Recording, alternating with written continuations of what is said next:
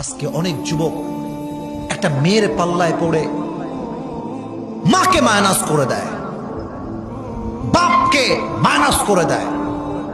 আরে বেটা, মেয়ে মানুষ জীবনে আসবে যাবে, কিন্তু বাবার মতো মায়ের মতো আপন কেউ হবে না এই দুনিয়ার বুকে।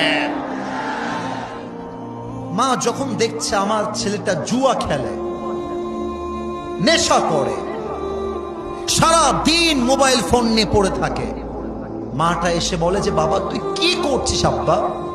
ও আব্বা তুই কি করতেছিস, এসব কি করিস আব্বা, তুই এসব বাদ দে। ওই যে মায়ের কথা আব্বা তুই কি করছিস, এই কলিজাটা মায়ের ছিঁড়ে যায়।